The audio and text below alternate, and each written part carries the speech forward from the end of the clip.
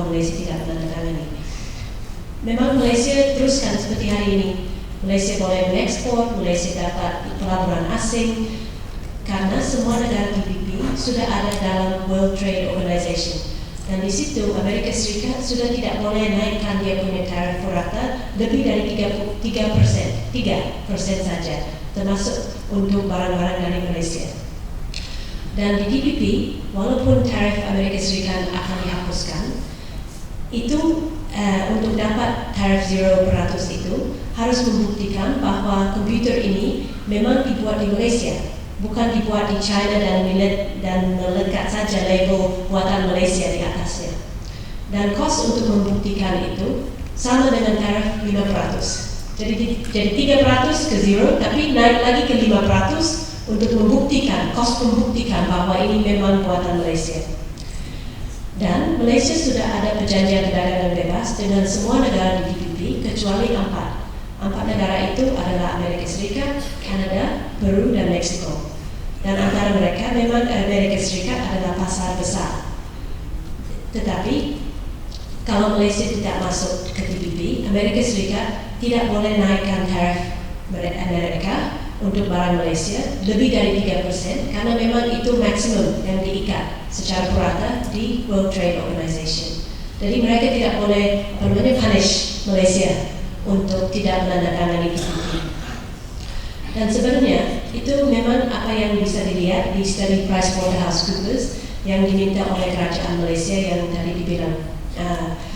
Dan itu di studi PricewaterhouseCoopers memang ada tulis bahwa kalau Malaysia masuk ke TPP, imbangan perdagangan Malaysia jatuh sebanyak 12 bilion dolar Amerika Serikat per tahun. Dan memang TPP itu perjanjian perdagangan dan negara membangun seperti Malaysia biasanya kuat untuk mengekspor produk lebih murah daripada barang dari negara maju. Lebih murah kan produksi di sini. Tetapi dengan itu perdagangan barang pun tidak ada manfaat untuk Malaysia. Sebenarnya kalau Malaysia masuk ke TPP, bab yang sebenarnya ada manfaat untuk Malaysia untuk mengekspor lebih banyak, ada kehilangan 12 bilion dolar Amerika Serikat per tahun. Jadi tidak ada manfaat. Tetapi kalau Malaysia tidak masuk TPP, Malaysia punya imbangan perdagangan sebenarnya naik sedikit tiap tahun. Jadi kalau tidak tanda tangani lebih baik untuk Malaysia menurut PwC punya studi sendiri. Dan artinya itu memang karena hari ini Malaysia punya tarif lebih tinggi daripada Amerika Serikat.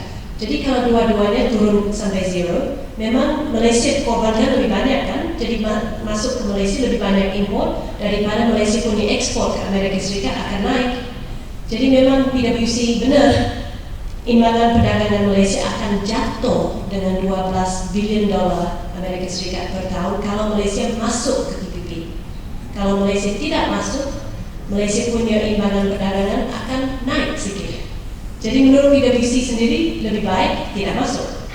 Tetapi dalam studinya karena memang itu bukan akibat yang baik untuk kerajaan pusat kan, dia minta studi supaya itu TPP kelihatannya bagus. Jadi di PwC punya report dia juga ada tulis GDP, Gross Domestic Product akan naik banyak.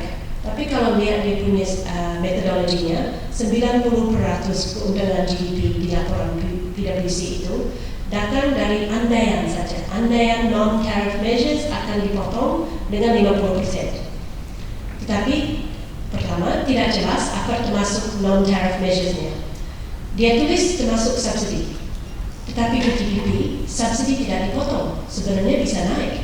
Jadi PwC andai saja bahwa subsidi akan dipotong 50%, berarti GDP Malaysia akan naik 90%. Tapi saya sudah baca yang 6.000 halaman TPP itu, di 6.000 halaman itu subsidi tidak dipotong. Subsidi Amerika Serikat tetap ada dan bisa naik. Jadi PwC punya studi tidak ada hubungan dengan reality teksnya. Dia cuma andai-andai. Kalau saya ada imaginary text, memang saya bisa bayangkan akan ada manfaat GDP. Saya juga bisa bayang, tapi realitinya ada teks, ada 60 halaman di mana subsidi tidak dipotong. PwC tetap bayang subsidi akan dipotong. Kalau subsidi dipotong, memang Malaysia punya GDP bisa naik, tapi realitinya subsidi tidak dipotong. Sebenarnya harta intelek semacam non-tariff measure diperkuat banyak di TPP, bukan dipotong. Jadi itu PwC punya hasil tentang GDP bisa naik sama sekali tidak bisa dipercayai karena dia cuma bayangkan saja kalau teks begini. Walaupun memang kita ada teks yang diterbitkan 6.000 halaman itu dan tidak, itu bukan realitasnya. Non-tariff measure tidak dipotong dalam teksnya. Dan sama untuk hasil-hasil di PwC punya report tentang pelaporan, itu punya andaian lebih dikritik oleh ahli ekonomi. Kalau kita lihat kerajaan Amerika Serikat punya studi sendiri, menurut mereka Malaysia punya GDP akan naik 0.01% dari TPP pada tahun 2025. Dan itu juga dengan andaian yang lebih optimistik daripada apa yang ada di teks TPP. Jadi kalau Malaysia tidak tanda tangani TPP, itu sama dengan apa yang terjadi waktu Perdana Menteri Abdullah Badawi lagi berunding perjanjian perdagangan bebas antara Malaysia dan Amerika Serikat saja, bilateral. Kan itu tahun 2007, 2008. Pada waktu itu hampir sama teksnya dengan apa yang Malaysia akan menandatangani dengan TPP ini bulan depan.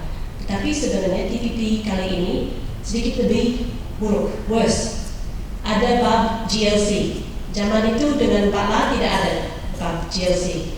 Ada lebih banyak monopoli untuk obat yang kanser, obat yang itu buat diabetik, obat yang buat Ebola.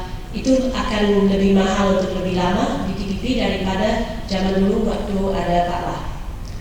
Tetapi Kabinet Abdullah Badawi, dia memutuskan bahwa pada tahun 2007-2008 itu perjanjian perdagangan bebas yang hampir sama dengan TPP, sedikit lebih baik sebenarnya daripada TPP, tidak sesuai dengan apa Malaysia perlu, tidak sesuai dengan rancangan itu RMK 9-11, waktu itu 9 atau 10. Malaysia punya pesakit tidak mampu bayar begitu banyak untuk obat. Bumiputra masih perlu bantuan dari perolehan kerajaan dan perolehan GLC. Petani Malaysia masih perlu dilindungi oleh beras-beras murah yang masuk dari luar negeri dengan harga yang disubsidi. Nelayan Malaysia masih perlu subsidi. Apa yang berubah di Malaysia dengan 5 atau 7 tahun sejak tahun 2007 itu? Waktu itu Pak La bilang itu perjanjian perdagangan bebas dengan Amerika Serikat tidak sesuai dengan Malaysia. Apa yang berubah? Pesakit di Malaysia masih perlu obat yang cukup murah, nelayan di Malaysia masih perlu subsidi, petani beras Malaysia masih perlu dilindungi oleh beras-beras yang murah, Bumiputra masih perlu dibantu oleh perolehan kerajaan. Jadi kenapa hari ini boleh tanda tangan ini? Malaysia boleh, tapi 7 tahun yang lalu tidak boleh. Apa yang berubah? Dan kalau kita lihat dengan negara-negara lain, saya hitung dan kira-kira antara seluruh negara di dunia, 60 negara mulai berunding perjanjian perdagangan bebas dengan Amerika Serikat. Dan Amerika Serikat dia ada satu template yang kuat, di mana dia bilang, saya ada 29 bab atau 30 bab yang saya sudah tulis, saya taruh, you tanda tangani aja, tidak boleh berubah satu koma pun. Dia punya template. Jadi antara yang 60 negara itu yang mulai berunding dengan Amerika Serikat, mereka semua optimis. Saya yang bisa berubah Amerika Serikat punya template. Saya akan dapat deal yang lebih baik daripada yang lain. Sudah beberapa meetingnya, berundingnya, yang seperti Switzerland, dia lagi berunding dengan Amerika Serikat, dia bilang, apakah Amerika Serikat benar-benar perlu ini tentang pertanian dan ini tentang harta intelek? Amerika Serikat bilang harus ada, itu memang red line kami. Switzerland bilang terima kasih tetapi tidak jadi. Kita tetap teman tetapi tidak jadi tanda tangani perjanjian perdagangan bebas. Dari itu 60 negara yang mulai berunding itu perjanjian perdagangan bebas dengan Amerika Serikat, berapa yang tanda tangani? 20. Jadi 20. Jadi 40 tidak jadi tanda tangani. Mereka lihat, oh ini tidak bagus untuk saya punya negara, terima kasih, tetapi tidak jadi. Mereka tidak dibom oleh Amerika Serikat, mereka tetap berdagang dengan Amerika Serikat, tetap ada kolaborasi dari Amerika Serikat, kita teruskan seperti hari ini. Itu yang apa akan terjadi kalau tidak tanda tangani ini TPP. Atau kalau ditandatangani bulan depan, masih ada 2 tahun untuk ratifikasi. Dan tadi dibaca motion kan untuk Parlimen Malaysia, termasuk tanda tangani dan ratifikasi juga di spot Johor. Itu ratifikasi berarti kita masih ada 2 tahun di mana mungkin tidak jadi ratifikasi. Misalnya Amerika Serikat suka tanda tangani banyak perjanjian hak asasi manusia atau melindungi lingkungan environment kan, tapi tidak diratifikasi. Tanda tangani saja. Kalau tidak diratifikasi itu tidak mulai operasi untuk negara itu. Jadi sudah biasa ada banyak negara yang tanda tangani perjanjian tapi tidak jadi ratifikasi. Itu tidak memalukan, ya, memang biasa. Amerika Serikat sering begitu. Jadi itu juga salah satu option untuk Malaysia. Kalau memang bulan depan ditandatangani, tidak diratifikasi. Kalau saya tidak salah di Malaysia ratifikasi itu adalah kabinet kan, bukan kembali lagi ke parlimen. Jadi kabinet yang memutus apakah akan ratifikasi atau tidak. Yang pertanyaan yang terakhir tentang Kongres Amerika Serikat, memang Kongres Amerika Serikat belum melulus TPP karena di Amerika Serikat tahun ini memang tahun untuk pemilihan umum dan perjanjian perdagangan bebas tidak disuka oleh rakyat Amerika Serikat. Jadi Kongres Amerika Serikat takut melulus TPP pada tahun ada pemilihan umum. Kan pemilu di Amerika Serikat ada bulan November ini kan. Jadi sesudah itu baru dia akan pikir akan lulus atau tidak perjanjian TPP ini. Sebenarnya semua perjanjian perdagangan bebas di tahun berapa yang sejak tahun berapa ya, semualah memang akhirnya lulus Kongres Amerika Serikat. Dekat, kadang-kadang lewat dengan 2 undi, tapi selalu lulus. Jadi saya rasa TPP juga akan lulus Kongres Amerika Serikat, tapi tidak akan lulus sebelum bulan November ini. Terima kasih.